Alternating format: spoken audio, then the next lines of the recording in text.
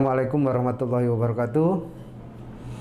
Semangat pagi untuk semua pimpinan Lembakum di Indonesia. Dapat amanah untuk memulai kembali diskusi-diskusi yang selama ini sudah berjalan di Lembakum Indonesia. Jadi kita akan menghidupkan kembali. Mungkin kemarin banyak kesibukan karena terkait COVID, banyak yang berjuang di gugus tugas, ada yang membantu masyarakat, yang lain-lain yang terkait COVID-19, dan ini sudah mulai mereda. Kita sambut new normal ini dengan ucapan syukur alhamdulillah, puji Tuhan. Ke depan kita akan mengaktifkan lagi diskusi-diskusi, dan ini saya sudah bikin jadwal selama 1 bulan ke depan, yaitu di hari Jumat Sabtu itu nanti saya yang akan menjadi moderator atau mencoba mengaktifkan diskusi itu. Nanti di Senin Selasa ada Pak Sekretaris Umum, dan di hari Rabu di hari Rabu dan Kamis itu nanti ada Bapak Kapimpus. Nah, harapan kami nanti semua bisa aktif di diskusi-diskusi yang akan bergulir. Nanti setiap pemateri akan menggulirkan hari ini apa untuk menjadi bahan diskusi. Nah, lalu nanti selain kita bertiga di Kapimpus, Wakapimpus dan Sekpimpus ini, nanti akan menyusul setiap Kapim Korpus juga akan mengisi nanti jadwalnya akan kita atur. Lalu setelah Kapim Korpus juga kita harapkan senior-senior kita semua, juga para pengacara, para lawyer di LLC juga nanti akan mengisi, sebagian sudah konfirmasi. Lalu setelah itu juga akan ada Kapim Korwil, juga direktur-direktur masing-masing daerah nanti akan sedikit mengisi materi, mungkin bisa jadi tentang hukum yang isunya lagi menghangat, atau mengangkat isu yang ringan, mungkin penyelesaian masalah-masalah sehari-hari. Itu nggak ada masalah, yang penting kita dengan niatan baik kita tingkatkan, kita aktifkan kembali diskusi-diskusi yang sempat terhenti, mulai dari puasa, terus kemudian lanjut di hari raya juga. Ini yang pengaruh besar adalah di adanya pandemi COVID-19 ini. Baik, untuk hari ini saya akan jelaskan aturan mainnya ya. Nanti pemateri bisa video seperti saya ini kalau sempat, atau mungkin lewat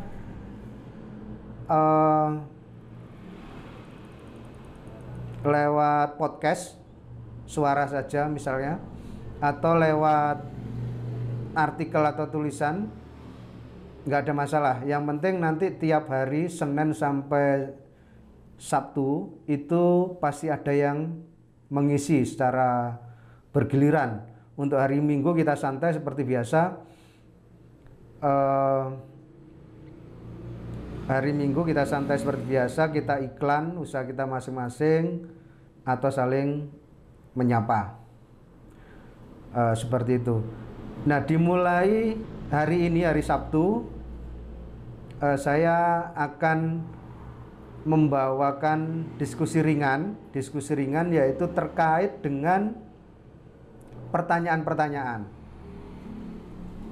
Dari pertanyaan apa? Pertanyaan yang sering masuk ke saya dari pimpinan-pimpinan wilayah yang kemarin sempat masuk ke saya, sudah saya jawab juga sebagian, akan saya ulang supaya apa? Supaya nanti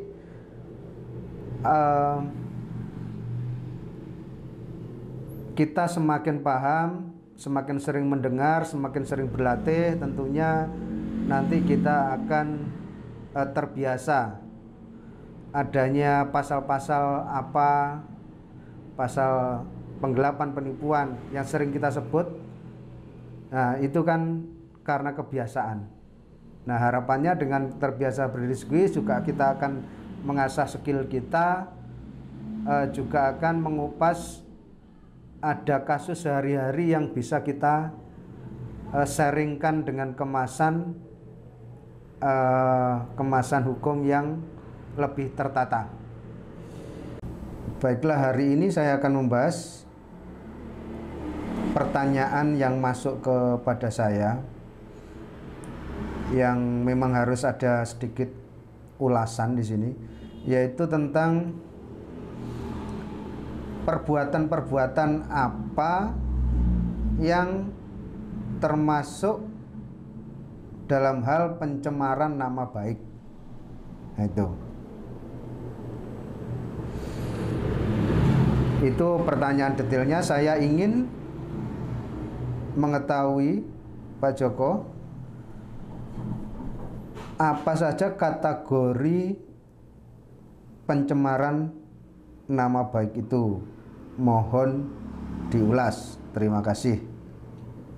Poin-poinnya saya akan menjelaskan dulu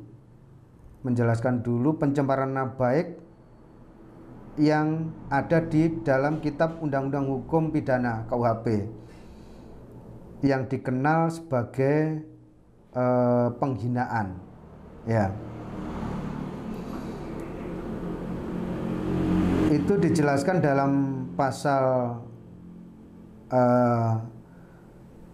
310 KUHP, menerangkan menghina adalah menyerang kehormatan dan nama baik seseorang. Yang diserang ini biasanya merasa malu atau merasa harga dirinya terhina, seperti itu ya. Jadi mungkin bisa jadi nama baiknya, kehormatannya,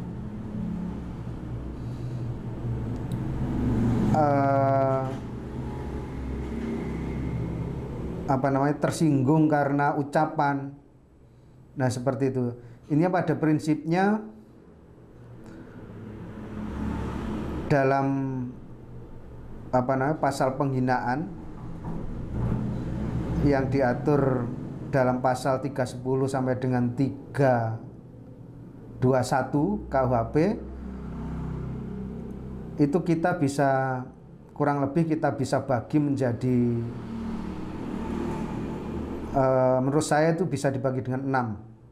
Jadi 6 macam. 6 macam sesuai dengan Undang-Undang Hukum Pidana. Itu yang pertama. Yang pertama, penistaan. Penistaan itu ada dalam pasal 310 ayat 1.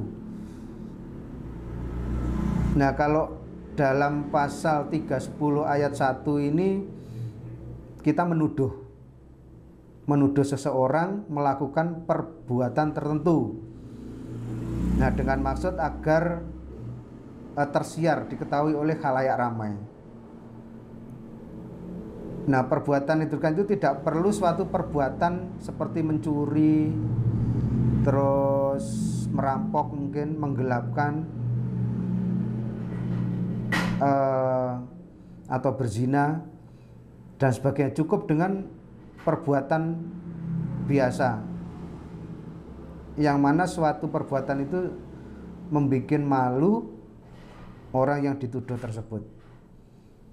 Itu masuknya di penistaan pasal 310 KUHP ayat 1. Lalu ada lagi pasal 310 ayat 2, penistaan dengan surat. Ya, ini apa? Misalkan ada surat tertentu yang menyatakan dia apa yang membuat malu gitu ya, atau suatu gambar misalnya. Intinya penistaan atau hinaan, bahasa gampangnya hinaan itu dilewatkan surat atau gambar. Itu masuknya ke pasal 310 ayat 2. Yang ketiga adalah fitnah. Fitnah ini adalah kejahatan dalam bentuk tulisan. Jadi menfitnah seseorang yang mana ketika dia disuruh membuktikan tuduhan tersebut atau fitnah tersebut, itu dia tidak bisa membuktikan kebenarannya. Nah, itu masuk di 311. Lalu yang keempat itu adalah penghinaan ringan, pasal 315 KUHP. Penghinaan ringan ini misalkan memutus suatu perbuatan dengan kata-kata. Itu misalkan anjing, maaf ya, ini vulgar saja karena ini asu, sundel, yang dimaksudkan untuk menghina.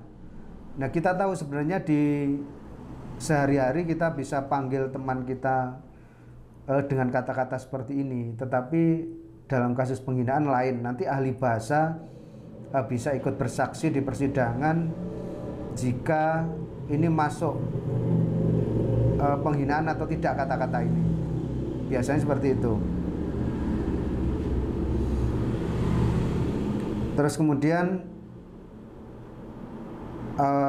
tadi sudah poin ketiga, itu ada fitnah.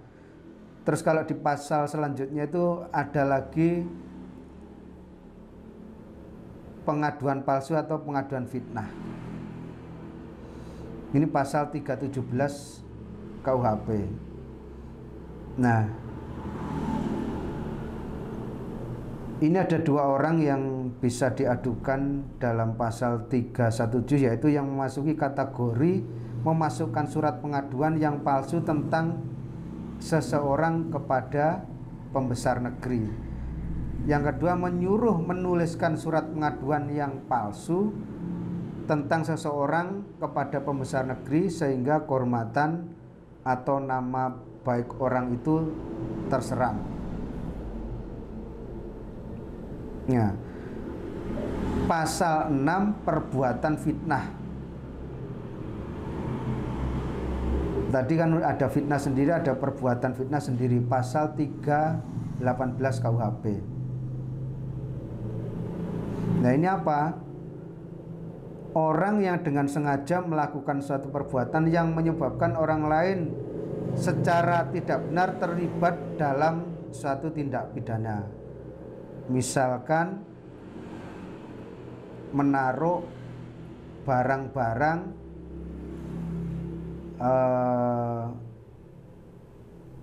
ini seperti penjebakan gitu. Jadi misalnya kita menaruh suatu barang di rumah orang, ini hasil curian misalkan, kita taruh di rumahnya orang. Nah, itu tanpa sepengetahuan yang punya rumah. Ya, ternyata barang itu misalkan barang hasil kejahatan, padahal yang punya rumah itu tidak melakukan apa-apa. Nah, ini bisa masuk perbuatan fitnah. Ya, tujuannya tentu saja apa? Menaruh barang-barang di rumah tersebut supaya orang tersebut terlibat dalam kejahatan.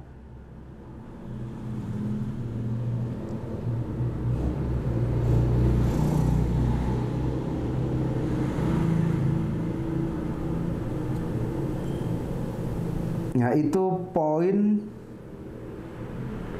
6 hal yang termasuk kategori pencemaran nama baik, untuk menjawab apa-apa perbuatan yang termasuk pencemaran nama baik. Nah, nanti ada lagi pencemaran nama baik tapi disebarkan di media elektronik. Sementara untuk hari ini dulu kita bahas sesuai skupnya. Untuk materi diskusi yang akan datang, akan saya coba masuk ke pencemaran nama baik yang dilakukan melalui media elektronik. Mungkin nanti undang-undangnya masuk ke undang-undang ITE. Baik, mungkin diskusi saya awali dengan materi seperti itu. Silakan menanggapi, silakan mungkin memberi pertanyaan atau menambahkan. Tidak ada larangan, kita sama-sama untuk topik diskusi ini kita sama-sama belajar. Masukan dari pimpinan semua otomatis akan menambah khasanah saya juga. Jadi jangan sungkan untuk memberikan pertanyaan lebih lanjut atau memberikan masukan lebih lanjut. Demikian, saya Advokat Joko Siswanto Eskom SH untuk Lembaga Hukum Indonesia Foundation of Justice, NKRI harga mati, Kalibara bela negara.